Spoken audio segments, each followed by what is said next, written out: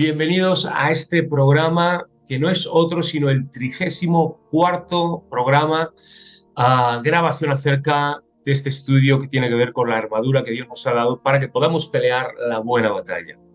En esta armadura pues hay diferentes componentes, diferentes piezas que la componen, que la conforman, y hoy arrancamos con una nueva pieza, que es una nueva parte de esta armadura, que es la espada, y en este caso la espada del espíritu.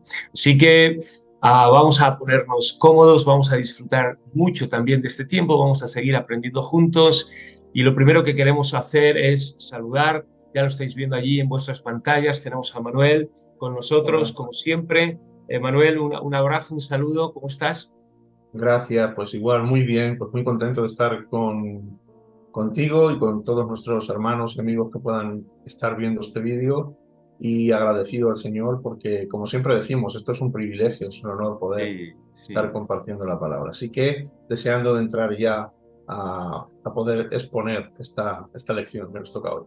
Súper bien. Y como siempre, después de haber escuchado los saludos, os pedimos que por favor te suscribas al canal si no lo has hecho, que lo compartas con tus amigos, familiares, seres queridos, eh, también hermanos en la fe de la iglesia, que le des también like al vídeo, que hagas tus comentarios si tienes tus dudas, tus inquietudes o alguna opinión que tú crees que pueda enriquecer también esta enseñanza. Por favor, allí en los comentarios, déjala, ponla por escrito. Bueno, Manuel, sexta y última parte de la armadura de Dios, la espada del Espíritu. Así que bueno, yo tengo muchas preguntas. Yo voy a ser hoy el que haré de interrogador. Y, Ajá. y es curioso porque, bueno, la espada, claro, cuando inmediatamente se nos viene a la memoria la importancia de una espada cuando hemos visto y recordamos las películas, ¿no? De las batallas, cómo los soldados y los ejércitos se enfrentaban, ¿no? Y la espada, pues como parte de la armadura es importantísimo, ¿no? Sí. Y veremos que ya no solamente la parte defensiva, sino también ofensiva. Pero es Ujú. curioso que se le llame la espada del espíritu. Bueno, ¿a qué se referirá? ¿Qué será la espada? Lo que sí que vemos es que en la escritura, Manuel, por ejemplo, en Jeremías 25, versículo 29, nos dice el Señor, dice, porque espada traigo sobre los moradores de la tierra. Y Ah, esto quería decir que traía guerra, ajá. que venía batalla, venía una lucha. Y también vemos, por ejemplo, en Apocalipsis 12, versículo 11, dice, y ellos le han vencido, hablando de los cristianos que han vencido y derrotado a sus enemigos, dice, le han vencido por medio, por un lado, de la sangre del cordero, dice, y por otro lado, por medio de la palabra del Ujú. testimonio de ellos. También en Apocalipsis me viene a la mente en ese primer capítulo como de la espada en la visión y en la revelación que tiene Juan de la misma boca del Señor Jesucristo, ese ya Cristo resucitado, glorificado, que se le aparece a Juan en la isla de Patmos y que le da la revelación acerca de su segunda venida. Vemos que de su boca salía esa espada, ¿no? Que también iba a traer juicio. Así que bueno, pues lo primero que te quiero preguntar, Manuel, es ¿qué clase de arma es esto? ¿Cuál es su lugar, su disposición? La espada del espíritu, ¿a qué se refiere? ¿De acuerdo? Así Bueno. que ahí es la primera pregunta, Manuel, que te dejo. Sí, bueno, todo esto que nos estás diciendo es muy importante, ¿no? Y muy significativo. Y lo iremos desarrollando a lo largo de este tiempo que vamos a tener, de este programa. Ujú, Y bueno, en cuanto a la clase del arma de la que estamos hablando, esta espada del espíritu, bueno, pues esta, como tú bien adelantabas, es un arma que es ofensiva y defensiva a la vez, ¿no? bien, El resto de la armadura, como hemos ido viendo, se compone de piezas que son defensivas, como el sí, cinturón, la coraza, el escudo, el calzado, el yelmo, ujú, pero la espada defiende al cristiano a la vez que es capaz también, o somos capaces también de herir al enemigo con ella, ¿no? ujú. Entonces, en primer lugar, vemos que es defensiva, ¿no? Y bueno, es que Pues, por muy gloriosas que sean y muy necesarias que sean las demás piezas de la armadura del creyente, mm, nos veríamos rápidamente desarmados si no llevásemos este arma defensiva, que es la espada, ¿no? claro, Si no la pudiésemos tener. mm, El creyente sería despojado de todas sus capacidades espirituales si no tuviésemos esta espada para defendernos. ¿Y defendernos de qué? Pues defendernos de los ataques de Satanás. En el Salmo 119, 92 dice: si tu ley no hubiera sido mi delicia, yo en mi aflicción hubiera perecido. Entonces vemos aquí cómo la espada es indispensable para podernos sustentar, para podernos defender y para poder atacar a nuestro enemigo, ¿no? claro. Y es que, bueno, la palabra de Dios es lo único que podemos Ujú, utilizar para atemorizar a Satanás. Ni nuestra sabiduría, ni nuestro entendimiento, ni nuestras capacidades, nada atemoriza a Satanás. Con lo único con lo que podemos hacerle temblar y arrodillarse es con la palabra de Dios. El claro. Satanás no puede superar el terror que le causa la palabra. Mm, Solo con el hecho de decir escrito está, Cristo ahuyentó al diablo y lo wow, ahuyentó confundido y aterrorizado, ¿no? muy bueno. Entonces, los creyentes hemos hallado que el arma que mejor nos defiende de las peores tentaciones de Satanás y de los peores ataques de Satanás es esta frase que Cristo mismo empleó, ¿no? Ujú, Escrito está. claro.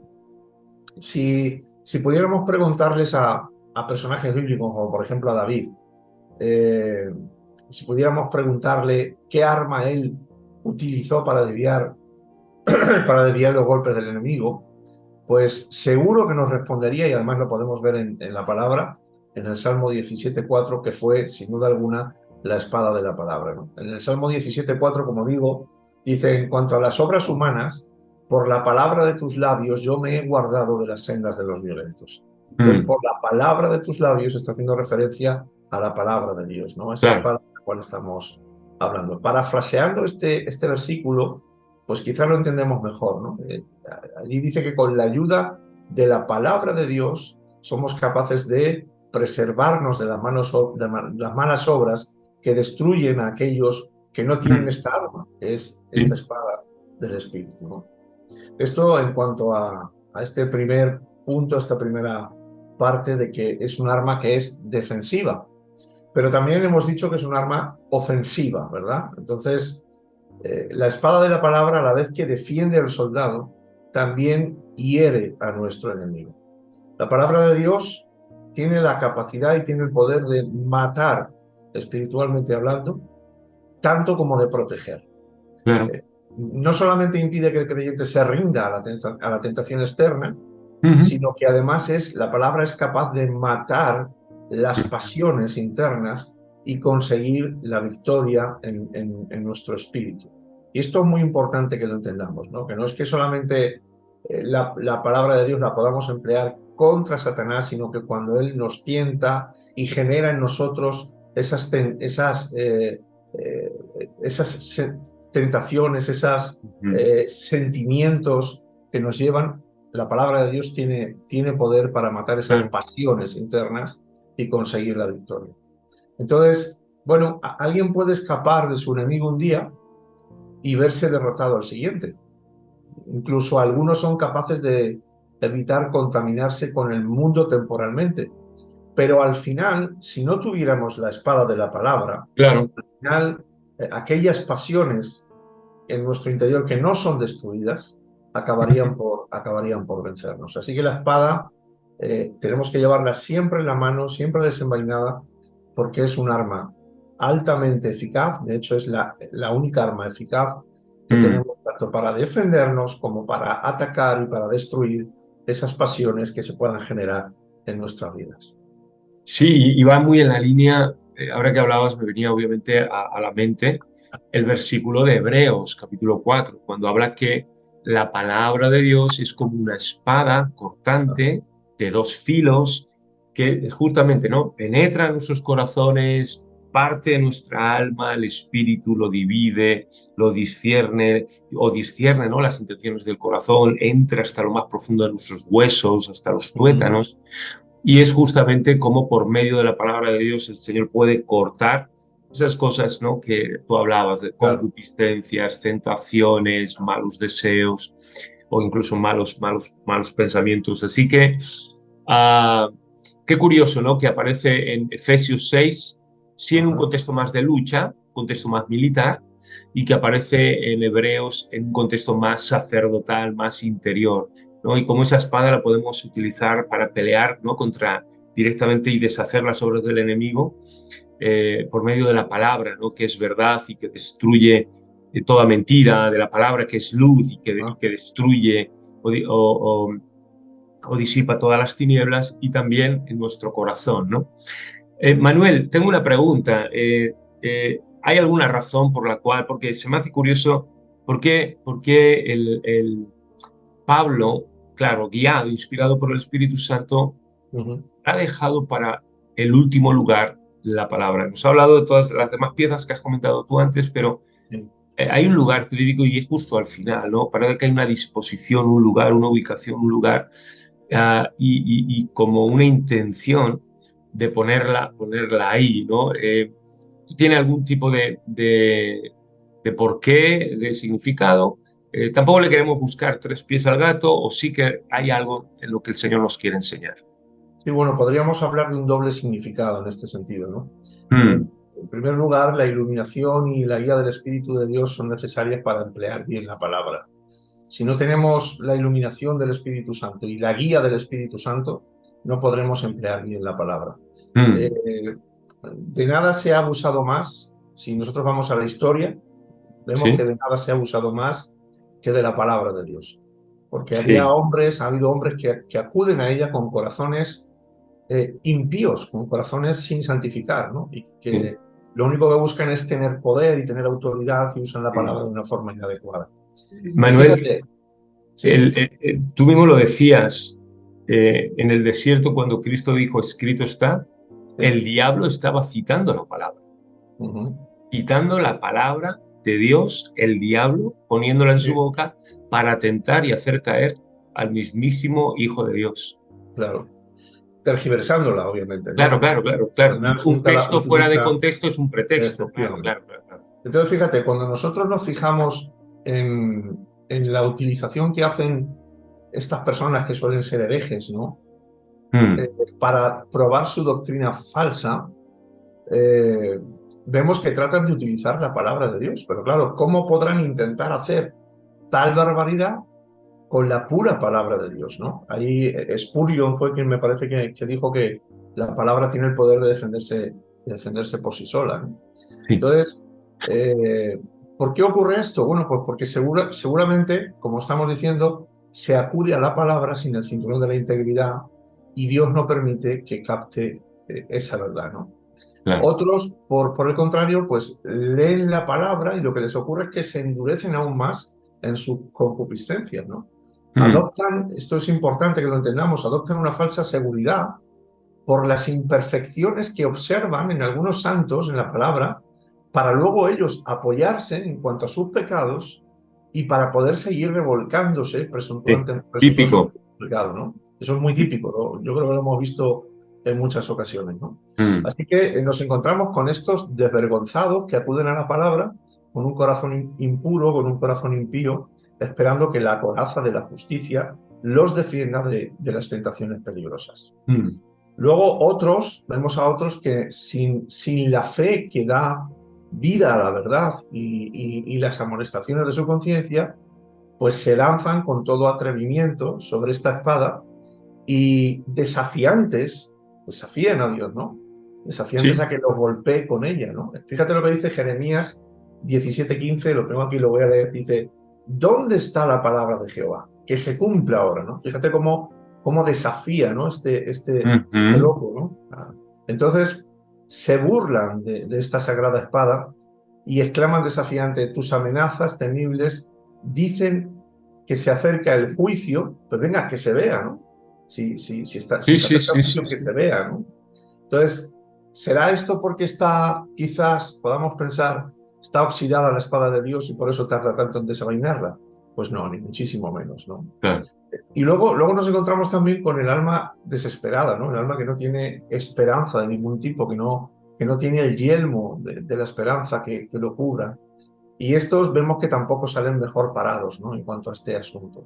En lugar de defenderse con la palabra contra los temores de su conciencia culpable, se lanzan sobre la espada que se les entregó para matar a su enemigo, destruyéndose así a sí mismos, a su propia alma con ella.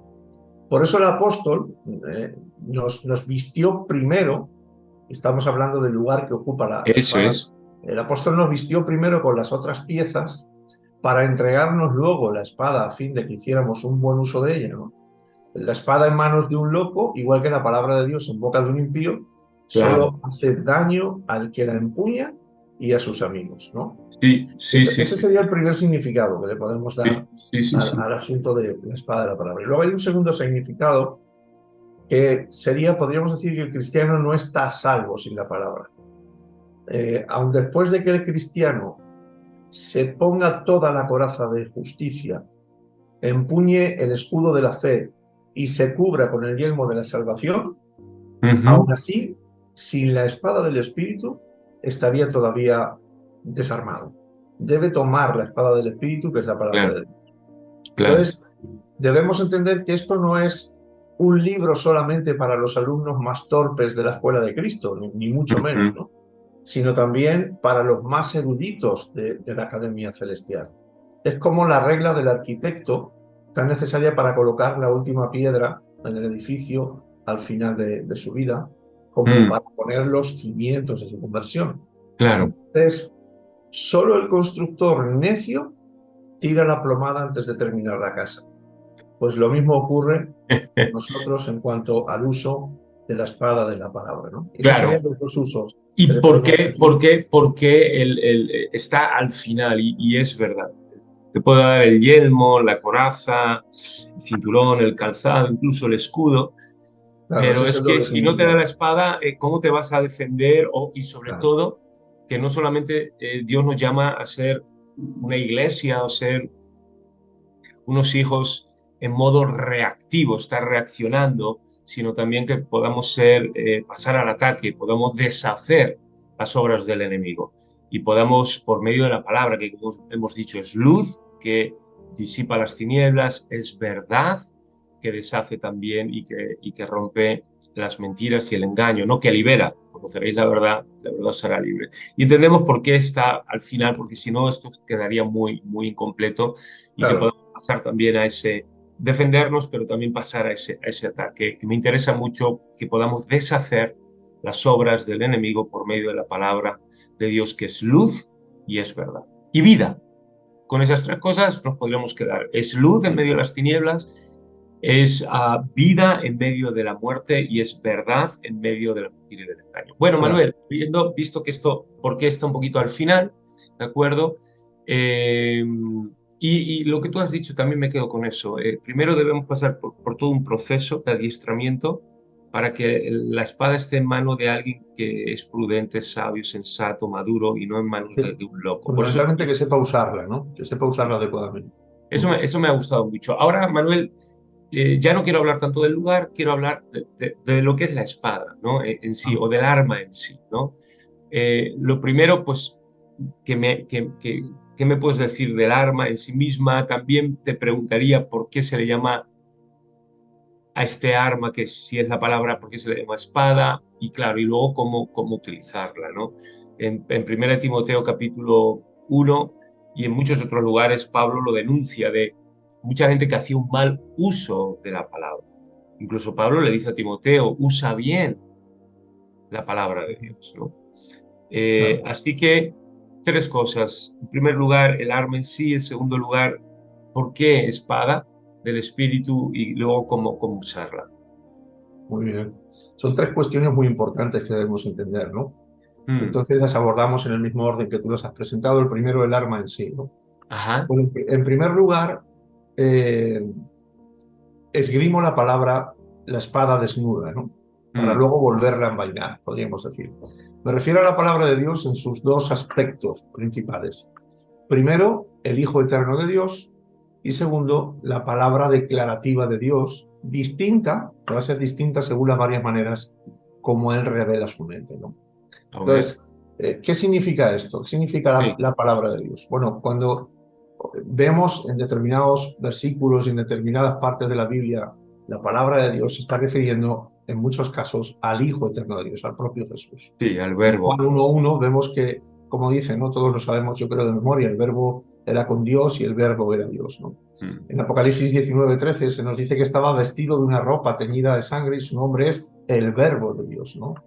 Y bueno, pues aquí se habla de una persona que es Jesucristo mismo, el Hijo de Ujú. Dios, pero en el presente caso el espíritu de la espada de Cristo, en lugar de ser Cristo, es la espada misma del espíritu. Por en el versículo Ujú. 15 de Apocalipsis 19 dice, de su boca sale una espada aguda para herir con ella a las naciones. Hacías referencia tú a este versículo Claro, anterior, ¿no? claro, Entonces claro. vemos que en ciertas ocasiones la palabra de Dios se refiere a Cristo mismo y en otras ocasiones se refiere al Espíritu de Cristo.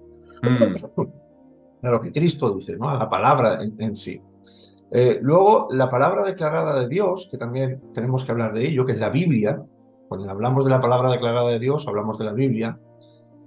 Pues es distinta, como decíamos anteriormente, según las varias maneras como Él revela su mente. Mm. Cuando en el mundo había poca gente y vivían muchos años, Dios revelaba su pensamiento con sueños, visiones y revelaciones inmediatas a testigos fieles que a su vez instruían a los demás. Ujú. Vivían tanto tiempo que 3 hombres santos pudieron conservar la pureza de la religión mediante la tradición. Desde la muerte de Adán hasta justo antes de que los israelitas descendieran a Egipto, fue así Ujú. como Dios preservó su palabra. Luego Dios demoró el poner por escrito su voluntad porque estaba guardada con seguridad por unos hombres de confianza y obviamente porque había en esa capacidad para guardar la palabra sin error, pues obviamente estaba involucrado Dios de una forma sobrenatural. Claro, No es porque estos hombres tuviesen alguna capacidad que el resto no tenía, sino porque Dios estaba ahí obrando para que esa palabra pudiera ser guardada en toda su integridad y sin error en estos hombres. claro. Ahora, después de acortarse la vida del hombre y de multiplicarse la población, Dios escribió los 10 mandamientos con su propio dedo en tablas de piedra para evitar que su pueblo cayera en la idolatría y en el Mm. culto falso. Luego mandó a Moisés escribir todo lo demás que había oído en el Sinaí, y mientras tanto, Dios siguió manifestando su voluntad con revelaciones sobrenaturales. Entonces, al final, lo que complació a Dios fue que Cristo, el gran maestro, completara su sagrada palabra a través de los apóstoles para Claro. el uso de los creyentes hasta el final de los tiempos. Una maldición de la misma boca de Cristo. O sea, es tan importante entender esto que hay Sí, incluso una maldición de la misma boca de Cristo que caerá sobre aquel que añada o quite a la palabra de la Escritura, ¿no? así es. Entonces, este libro de la Escritura, la Biblia, da fe a todas las maneras como Dios se ha revelado directamente al hombre y Claro. debemos recibirlo como la auténtica palabra de Dios. Mm. Tiene el camino perfecto de la fe y de la vida, contiene los últimos tiempos, que son llamados así porque no debemos esperar más revelación de su pensamiento. De hecho, en Hebreos 1:1 dice, Dios, habiendo hablado muchas Sí, veces y de muchas maneras en otro tiempo a los padres por los profetas, en estos postreros días nos ha hablado por medio del Hijo. Entonces así vemos es. que el canon ya está cerrado. Todo lo que Dios tenía que decirnos acerca de Él y revelarnos acerca de Él ya está en la palabra y por Ujú. tanto podemos decir que tenemos en nuestras manos este libro, esta escritura, esta palabra en la cual da fe de todas las maneras cómo Dios se ha revelado directamente al hombre. Claro, porque además que esto es muy básico, pero como tú Pero muy has dicho importante, varias veces, es muy importante que lo entendamos. Es decir, ¿a qué me refiero? Porque lo que nosotros conocemos de Dios es lo que Él ha querido revelar. claro. Es imposible que nosotros podamos imaginarnos a un Dios tal como es. Si Él no se Claro, hubiera revelado en la claro. escritura, no Lo que podríamos. nosotros, claro, lo que nosotros conocemos de Dios es porque ha habido una autorrevelación de Dios. Y esto para entenderlo en términos muy, muy normales, naturales, del día a día, nos pasa cuando conocemos a una persona por primera vez. Nosotros le preguntamos, oye, ¿cómo te llamas? ¿De dónde eres? ¿Tienes familia? ¿Estás casado? ¿Tienes hijos? ¿Tienes alguna carrera? ¿En qué trabajas? Nosotros le podemos hacer muchas preguntas a esta persona que acabamos de conocer, pero si esa persona no abre su corazón y no Claro, tiene la voluntad de contestar, por más que yo quiera conocerla, nunca la voy a poder conocer, porque no hay una muy bien. autorrevelación, no hay una revelación propia de la persona que yo quiero conocer, que es el objeto, ¿no?, de mi conocimiento. Así que lo que nosotros conocemos de Dios es porque Dios se ha revelado. Y es muy interesante porque ahora volvemos, pero Dios se ha revelado de una manera general, como se llama, ¿no?, esa revelación general que es para todos los hombres, por medio básicamente de la creación del universo, que nos habla de un creador, de una manera interna, a través de este sentido y esta conciencia moral que todos tenemos, que forma parte, ¿no?, de la naturaleza humana, y que nos habla de un legislador.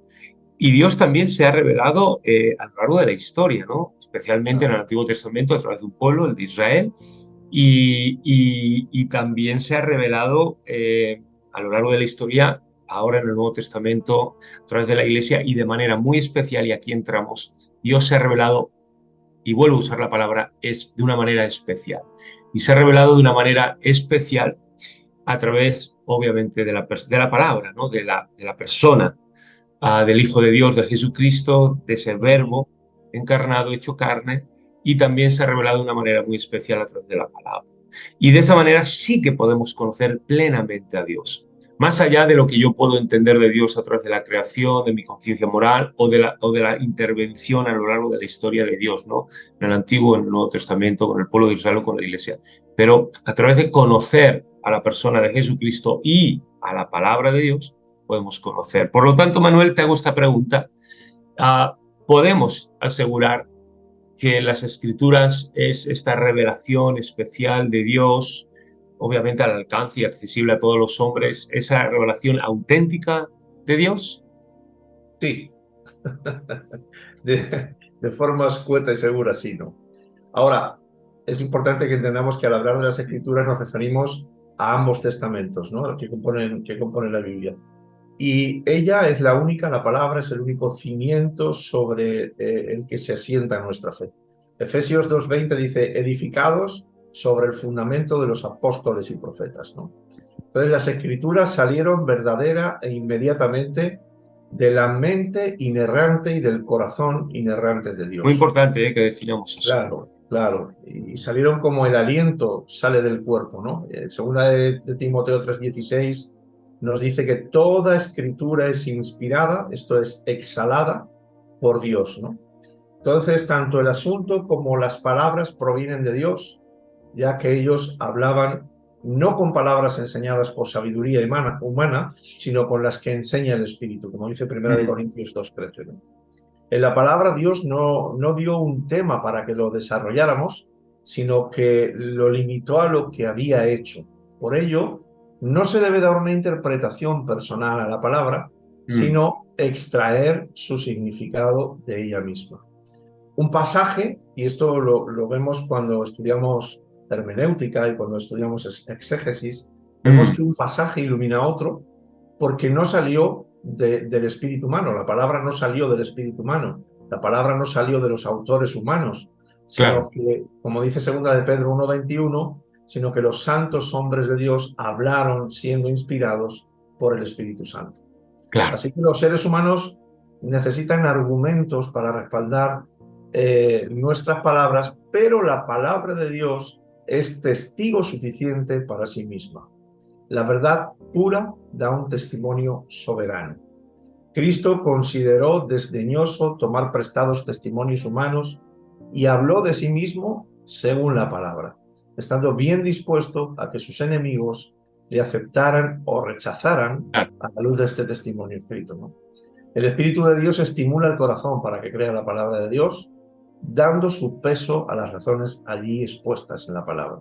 Mm, Entonces debemos dejar que estas verdades que se revelan en su palabra sean selladas en nuestra alma, porque, como decía al principio, sí, efectivamente, podemos decir un rotundo sí a que la Escritura, la Sagrada Escritura, es la auténtica palabra de Dios. amén.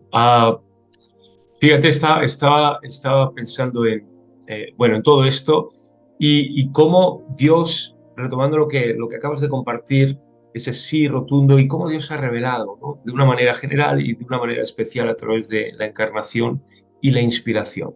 Creo que aquí tendríamos que mencionar, sí, nosotros creemos en la inspiración plena, Claro. en la inspiración verbal, en la Ujú, inspiración inerrante y en la ujú. inspiración infalible de Ajá. las escrituras. Eso es muy importante y hacemos referencia al que quiere investigar más sobre lo que es una buena doctrina, entendimiento, comprensión de lo que es la inspiración de la escritura, la Declaración de Chicago de 1971, 71, 78. Bueno, ahora me he ido, no sé si 71 o 78, pero con que pongas Declaración de Chicago sobre la inspiración de las escrituras en Google se puede descargar ese documento. Ahora me baila la fecha, no sé si es del 71 o 78.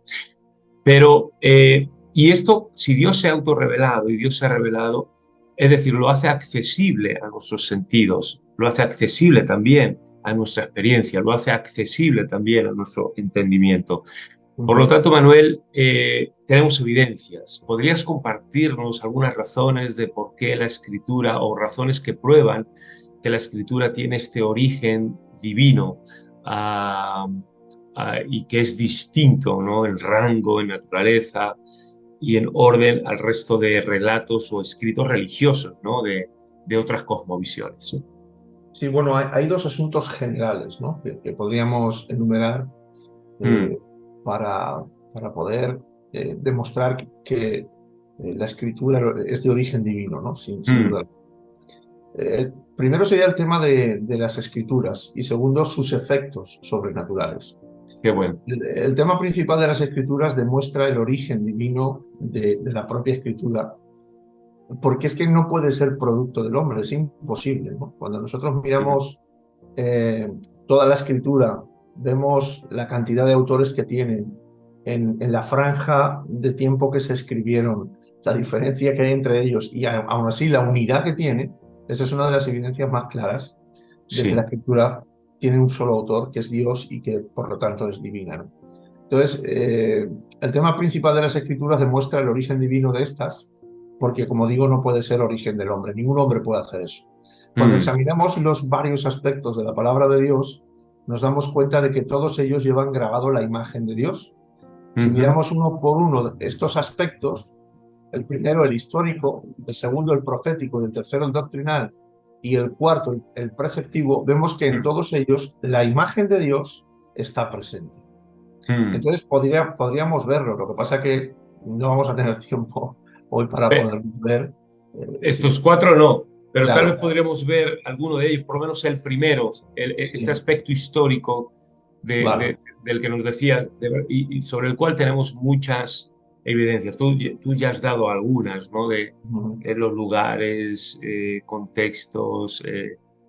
Bueno, ahora tú podrás analizarlo y darnos algunos detalles más, pero para no cerrar así el programa, por lo menos vemos este primer aspecto, el histórico, que evidencian, apuntan, señalan hacia ese origen divino e inspirado de las escrituras. Vale, pues mira, con respecto al aspecto histórico, podríamos considerar la antigüedad del contenido, en primer lugar, ¿Sí? y la sencillez e integridad de los autores, en segundo lugar. En cuanto a la antigüedad del contenido, ¿con qué fuente de sabiduría humana podría el hombre haber escrito la historia de la creación? Que alguien me Mm, lo explique, ¿no? Los paganos, por la curiosidad natural, han descubierto que el mundo tuvo un principio y que solo puede ser obra de Dios. Pero ¿cómo se compara su descubrimiento con la compilación de una claro. historia específica de la obra de Dios para producir el mundo, el orden de la creación de toda criatura y el tiempo necesario para llevarlo a cabo? Es Mm, decir, eso es indiscutiblemente porque el autor de esta escritura y de este relato es Dios, ¿no? Entonces, a fin de lograrlo, pues uno tendría que ser anterior al mundo entero y testigo de cada día de trabajo de la creación, ¿no? El hombre creado en el último día no puede hacer esto, mm, pero hay una historia aún más antigua que la creación de las escrituras que cuenta lo que se efectuó en el cielo antes de la fundación del mundo. ¿Quién ujú, podría traernos información acerca de los decretos eternos que se decidieron entonces y de las promesas que el Padre le hizo al Hijo de vida eterna para sus elegidos llegado el momento. Como vemos, eso sería imposible para el hombre. claro.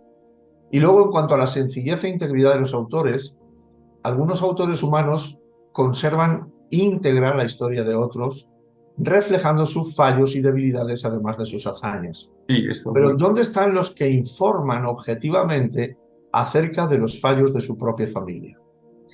En este punto, la pluma a menudo se niega a escribir toda la verdad, ¿no? La pluma de ese Ujú. hombre se niega a escribir toda la verdad. Pueden hacer un borrón de su historia, pero no sobre sus propios nombres. Aunque hay menciones, las cicatrices están escritas con una letra muy, muy pequeña, ¿no? Pero nada de este amor propio aparece en los anales bíblicos. Los autores exponen su vergüenza y miseria ante el mundo. Sí. Moisés, por ejemplo, marcó con imparcialidad a su propia tribu con el sanguinario asesinato cometido en Siquem. Ujú, Nada escapó a su pluma. Relató el ujú, comportamiento soberbio de su propia hermana y el severo castigo de Dios que le infligió ujú. a esta, y hasta habló del incesto de sus propios padres. Lo podemos leer en Éxodo Sí. 6:20, ¿no? Entonces vemos que Moisés no protegió mejor su propia honra que la de Mm, su familia, sino que detalló una y otra vez sus fallos. Entonces la indisposición a obedecer a Dios, la impaciencia y murmuración ante los problemas que acarreaba el llamamiento y la incredulidad después de recibir confirmaciones milagrosas de la promesa de Dios, pues ujú. él escribió, ¿no? Él escribió todo esto y vemos el dictado de un espíritu superior al humano. Así que Claro. podríamos decir, pues, podríamos decir que estos dos aspectos, el aspecto histórico bueno, pues esa sencillez e integridad de los autores, pues dan una evidencia muy Mm. clara de lo que estamos hablando acerca de la palabra de Dios. Y en cuanto a esto, todos los historiadores, sociólogos, si quieres, lingüistas, cronistas, saben que un relato, cuanto más sofisticado es, cuanto más perfecto es y más exalta y perfecciona, endiosa, eleva al protagonista, es un relato fabricado. Pero Claro. cuando los relatos son sencillos, no son muy sofisticados, no son barrocos en ese sentido, no están recargados de giros de información y al revés muestran las debilidades, los errores, los pecados Sí. de los protagonistas, eh, todos estos, te digo, expertos y especialistas, todos unánimes apuntan a la dirección o al objetivo o llegan a la conclusión de que, bueno, que son relatos no fabricados, no inventados, que no forman parte de las leyendas y de los mitos. Ujú. Este aspecto histórico, y es verdad, estamos hablando de la Biblia, que guarda, tú lo has dicho, una unidad temática, un hilo conductor de los Es planes de Dios asombroso, para con el hombre desde Génesis hasta Apocalipsis. es Estamos hablando asombroso. de más de 40 autores a lo largo de más de 1500 años. Diferentes civilizaciones, diferentes culturas, diferentes trasfondos personales. Tenemos desde David, un pastor, tenemos a Moisés, judío, pero criado en casa de Faraón, tenemos coperos, tenemos a un ex fariseo como Pablo, tenemos a un historiador como Lucas, o sea, tenemos todo Sí, tipo es y guarda asombroso. esa unidad temática. Pero luego, la labor de los copistas. Yo invito a los que nos están escuchando que indaguen un poco lo escrupuloso, lo serio ah, y la responsabilidad que tenían los copistas, hablando del Antiguo Testamento, a la hora de transmitir y de copiar esos copistas, esos escribas. Bueno, hay datos, no tenemos tiempo, pero los copistas es que cuando escribían un libro nuevo de, digamos, el libro, ¿cuál quieres? Por ejemplo, del libro de jueces, contaban las letras. Y cuando terminaban de copiar, que en aquel entonces no eran pergaminos, pergaminos están hechos de piel, eran papiros, era una especie de papel de un material vegetal y se deterioraban. Pero es que los copistas contaban el número de letras del libro que acaban de copiar y si no Sí, coincidían, lo rompían y empezaban de nuevo. Pero es era que luego impresionante, sí. contaban no solamente el número de letras, contaban cuál era la letra justo la del medio. Y si la del medio no coincidía, significa que había habido alguna letra, alguna palabra que había bailado y lo destruían. Ujú. Pero es que luego contaban cuántas, digamos, en nuestro abecedario latino, cuántas letras A's había, cuántas letras B's, cuántas letras C. Y si no coincidían el número de Sí, letras, destruían esa copia que acababan de hacer y hacían una nueva. Y eso es parte de todo el sí. protocolo que tenían. Pero luego, Manuel, tenemos la cantidad de documentos de a ver, no tenemos los agiógrafos, es decir, los originales, pero sí que tenemos Ya. los manuscritos, tenemos las copias de los manuscritos. Pero es que tenemos miles, se calculan más de 6.000 manuscritos y Ujú. otros 10.000 manuscritos de las referencias que los padres de la Iglesia hacían de esos manuscritos.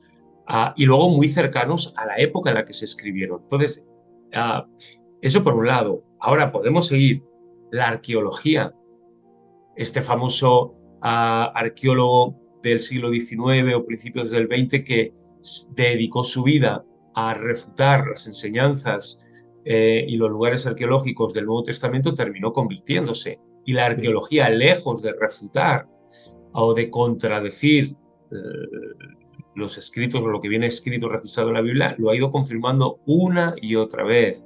Así Y es. luego las profecías. Y esto es pura Ujú. estadística, las profecías que se han cumplido en el pueblo de Israel, las profecías que se cumplieron en el propio Señor Jesucristo.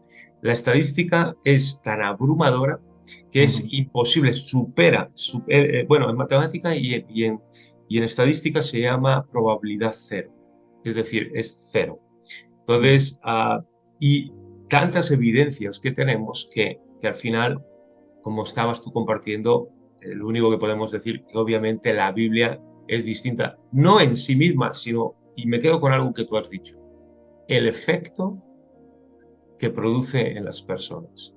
Y Ujú. con esto me gustaría concluir, porque al final el Espíritu Santo, eh, o la espada del Espíritu Santo, mejor dicho, que es la palabra de Dios, la palabra viene a ser esa espada, pues es la que va a penetrar y la que penetra en el corazón de las personas, la que trae esa convicción de pecado, de justicia y de juicio, y hace que las personas puedan ver su necesidad de Dios, su realidad, su pecado, pero también hace que las personas puedan tener esa convicción de que en Cristo pueden encontrar ese perdón y esa salvación que tanto necesitan. Amén, amén, así es, así es.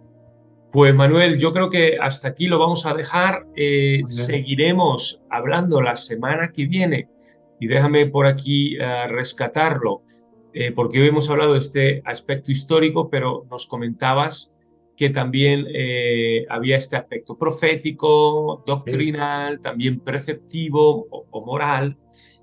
Así que bueno, la semana que viene también estará muy interesante. Manuel, antes de despedirnos, ¿alguna cosita más que quieras decir? Nada más. Como siempre digo, es un privilegio, es un honor, una maravilla poder estar aquí y agradecerte a ti por hacer posible este tiempo y por estar ahí dirigiendo este estudio. Pues gracias a Dios por todo. Lo mismo, si has estado con nosotros, dale like al vídeo, compártelo, suscríbete al canal, deja tus comentarios y nos emplazamos para la semana que viene. Que el Señor os bendiga. Tengamos una buena semana en el Señor, en la familia y en la iglesia. Nos vemos. Bye. Ósculo santo para todos. Amén.